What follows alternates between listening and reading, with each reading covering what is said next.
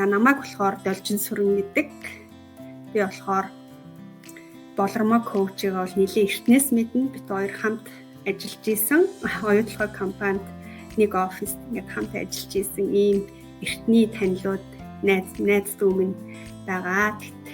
За тэгээ болормоо коуч маань өөрийгөө хөгжүүлээд гадаад дотоодод Австралид дараа нь олон улсаар ингээд зөндөө олон өөрийгөө хөгжүүлээд тэгээд нэг өдөр одоо эхлээд хүний нөөцийн мэрэгчлэлтээр суралцаад Монголд ажиллаад гадаад руу дахиад энэ чиглэлээрээ сурах гад яваад ийм олон жил 8 жил яг энэ ажлыг хийж байгаа цагаас нь л мэднэ. Тэгэл сургалтанд нь орох цаг нь л болоогүй байсан юм шиг байгаа. Тэгээ би ч ер нь яг бас нэг ажилдаа төвөртэй л бас яг энэ хувь хүний хөгжил ийм одоо сүнслэг сургалт эднэр нэг төдийсөн сонирхдаггүй. Тэгээ яг жилийн өмнөөс эхлээд би яг өөрийгөө яг энэ чиглэлээр хөгжүүлээд өөрийгөө хөгжүүлээд би юу хорвоод яах гэж ирсэн хүн бэ те энэ асуултыг өөрөөсөө асуугаад яг өнөөдөр нэг жил нь болж байгаа юм байна. Тэгээд болормоо коучгаа бол ингээл дагаал явдаг байсан. Тэгээд сая бол яг шийдвэр гаргаад би өөрөө нөгөө оюуны тасгалжуулагч хүн байхгүй юу. Тэгээд хүнд бусдад сайн сайхныг түгээх юм эрхэм зорилготой ирсэн хүн юм байна. Би одоо ингээд бусад хүмүүс сайн сайхан зүйлийг заахаараа хүмүүс яг миний нүдэн дээр ингээ өөрчлөгдөхөөр миний энэ сэтгэл үнэхээр дүүрдэг төрлийн хүн байхгүй бас би тодорхой хэмжээний хүмүүс ингээ сургалт ороод яг тэр хүмүүсийнхээ үр дүн харахад би миний амнаас бүр ингээ аз жаргал асгараад идэв. Тэгээ би яг л миний пашн бол яг тэр юм байна гэдгийг мэдрээд тэгээд ер нь би энэ ажлаа ингээ үргэлжлүүлээд бүр их олон хүнд түгээх ёстой гэсэн хэдиж надад нэг зүйл дутагдадсан байхгүй юу. Хүн ингээд бусдад сайн сайхан зүйлийг түгээхийн тулд эхлээд өөрөө дүүрсэн байх хэрэгтэй юм байна. Яг багш маань гэсэн чи яг миний хүслийг биелүүлсэн юм шиг эхний өдрийн хичээл дээр хүн ер нь хорвоод мэдлсэний учир нь бол хүнд сайн сайхныг түгээхээр ирсэн, хүнийг чиглүүлэхээр ирсэн. Гэхдээ хүнд сайн сайхныг түгээхийн тулд эхлээд өөрөө дүүрсэн байх хэрэгтэй. Өөрөө дутуу хүн бол бусдад ерөөсөө сайхныг түгээж бас төдийлөн амжилттай болохгүй. Яг надад тэр дутагдаад байсан учраас би ийм олон сургалтуудад ингээд суугаад явж байгаа. Өөрийгөө нээх гээд өөрийнхөө дотор хүнтэй ярилцаад одоо ингээд сүнсний сэрэл хийх гээд ч гэдэг юм уу ерөнхийдөө ингээд бясалгаад ингээд одоо болормоо коучигээ сургалтанд сууж ин өөр бас сургалтуудад ингээд хамрагдаад бясалгадаг болсон. Тэгээ яг миний энэ хүсэл мөрөөдөл яг энэ өөрийгөө дүүргэх хүслийг маань энэ сургалт ингээд дүүргээд өгсөн. Тэгээд би бол ер нь бол ингээ өөрөө сайхан зүйл ингээд бусдад заадаг ч гэсэн заримдаа ингээ нойргүтчдэг байсан. Сэтгэл хөдлөлөө тодорхой хэмжээнд удирдах сурцсан байсан ч гэсэн би ингээд нойргүтэдсэн байхгүй юу. Заримдаа нэг сайхан унд чинь заримдаа болохоор унтаж чадхаа болчихно ингээд маш бага нэг 4-5 цаг унтаад ингээд сэрчээдсэн. Тэгээд би тэрийг юутай холбож үзсэн бэ? Энэ сургалтаасаа юу сурсан бэ гэхээр нөгөө одоо би өөрөө их онол талд их дуртай хүн юм байна. Тэгээд надад энэ сургалтаас маш их таалагдсан. Симпатик төлөв, парасимпатик төлөв, дорсал төлөв гэдэг ингээд нөгөө хүний мэдрэлийн систем энэ тогтолцоог ингээд маш гоёор ингээд бас маш шинжлэх ухаан ч гэсэн маш энгийнээр ингээд гой сургалт заасан орсон багш маань. Тэгээд би тэндээс өөрийгөө би ямар их симпатик төлөвдөр байсан хүн юм бэ? Ерөөсөө л хий, бүтээе, болгоё гэл ерөөсөө маш олон жил энэ симпатик төлөвдөр маш олон жил бүр явцсан байгаа байхгүй. Бүр оюутан ахуй цагаасаа л ингээд монгол хэл уран зохиолын ангид би сурч байхдаа ингээд нөгөө жангар нөгөө цагаан сар бахар нулимс юулээ нөгөө би монгол хүн нөгөө бүх юм нөгөө нэг дунд сургуульд ордог юм нөгөө тууж өгүүлэг бүх юмыг ингээд цээжилжсэн бүр гисрээс ч хүртэл монголын нус төвчөг хүртэл цээжилжсэн гэж бодохгүй тий. Тэгэл яг тэрийг ингээ хийх ёстой, би онд сурах ёстой, би number 1 байх ёстой гэсэн ийм оюутан байхдаа ч тэгэл number 1 байсаар ирсэн. Би 3 ихтэй сургууль төгсөд гурван дээр нь number 1 байх ёстой гэл ингээл маш онд сурдаг. Тэгээ одоо манай багш нар бүгдээрээ мэднэ. Тэгэл сүүлд нь магистр төгсөхдөө ч гэсэн би ингээл тусгай дипломтой төгсөж исэн ажил хийж байхынхаа хажуугаар тий. Тэгээ би юм number 1 байх ёстой гэсэн ийм ажил дээрээ ч гэсэн би хамгийн сайн байх ёстой, шилтгэн байх ёстой гэд ийм нэг муухай ёстой гэсэн ийм нэг баригдмал сэтгэлгээнд байсан. Тэр нь өөрөө симпатик төлөв юм бэлээ энэ мэдрэлийн системээр.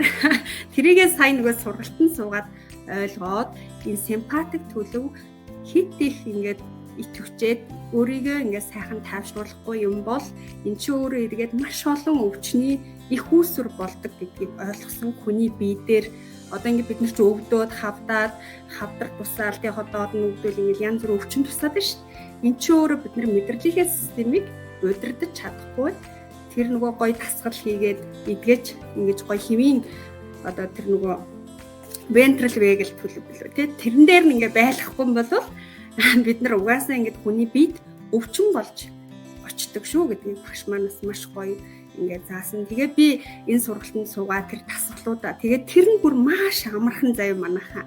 Тэр нь хэцүү дасгал ерөөсөө биш ингээд симпатик төлөвийг бууруулах дасгал бол ерөөсөө л ингээд эндээ тогшох, ингэж дасгал ингээд хийгээд эхлэнгүүт нөгөө юу яасан бүр ингээл ившээлгээл гихрүүлээл тэгэл хүний яг тэр нэг мэдрэлийн тогтолцоо ингээ гоё идэгрээд байгаа мэдэгдээд тахгүй өөрийнхөө төлөв дээр очиж байгаа нь тэгэл нүднээс нулимс гоожол өөрөө ирэхгүй гоё нойр хүрээл маш гоё амар амгаланг мэдрээл тэгэл тэрнээс хойш би ерөөсөө тэгэл тэр нэг ста нөгөө нойрны асуудал одоо би бол хангалттай би угаасаа өглөө босдог орой эрт унтдаг хүн байхгүй. Одоо яг л гоё унтыг гэсэн цагтаа унтаад босыг гэсэн цагтаа босчдөг.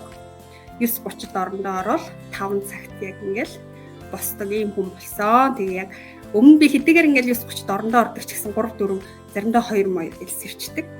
Тэгэл одоо бол яг сайхан 5-аас ингээд нойрныхаа асуудлыг би энэ симпатик төлөвөө ингээд гоё хэвийн хэмжээнд нь тэр нөө шугамнаас хэтрүүлэхгүй болж ингэж өөрийгөө удирдах сураад энэ өөрөө хүний бие гэдэг бол асар ухаантай зүйл гэдгийг ингээд яг биеэр мэдэрсэн.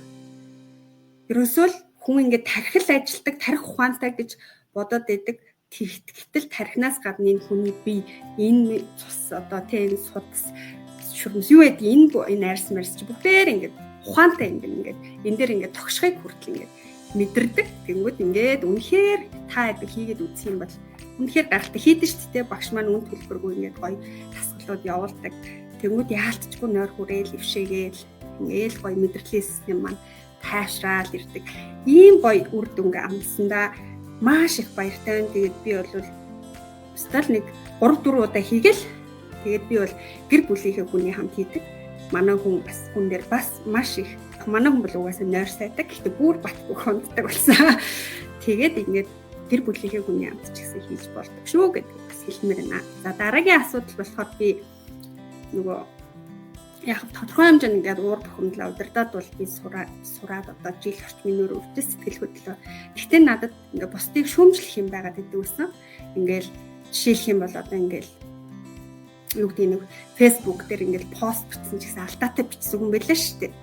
Өө энэ одоо арчаагүй. Тэгээ дандаа хүнээс нэг тийм төгс төгөлдрийг хүсэж идэг байсан. Энэ одоо хачин юм биччихсэн ичмээр юм би те.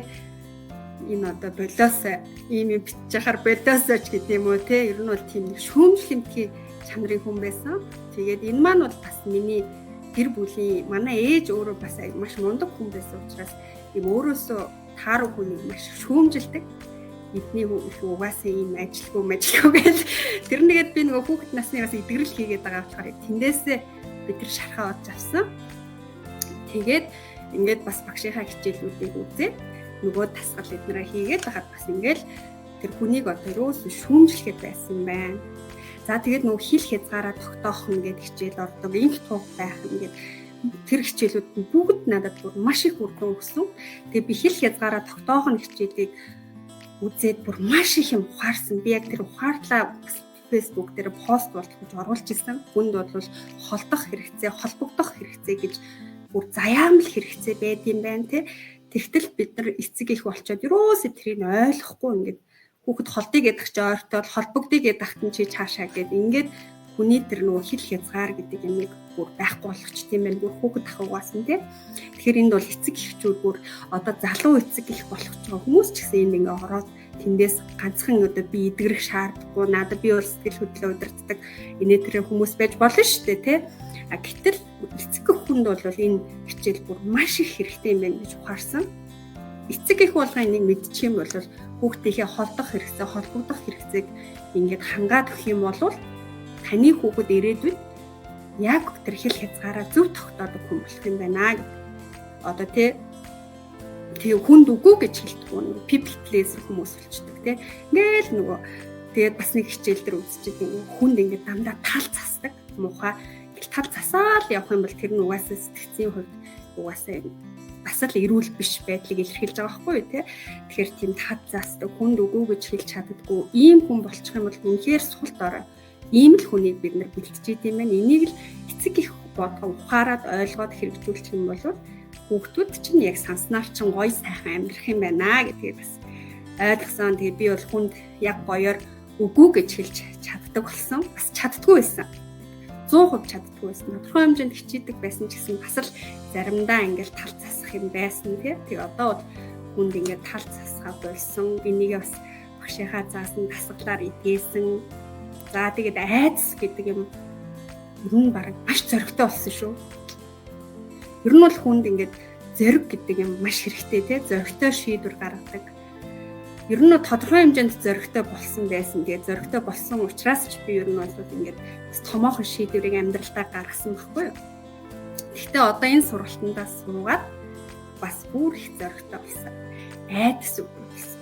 Тэгэхээр хүний нөгөө гоё энергийн давтамж гэдэг юм маань нөгөө сая манай болормогийн хэлээд байдаг нөгөө ингээд нэг 68 сая төгрөгийн асуудалтай байж байгаад ингээд 30 эдэн сая болгосон гэж байна шүү дээ. Тэр бол бас л ингээд гоё бодхийн төдийд ингээд билж гинэ гэж билж байгаа явдал байгаа шүү. Тэр багш маань хэлдэг ш.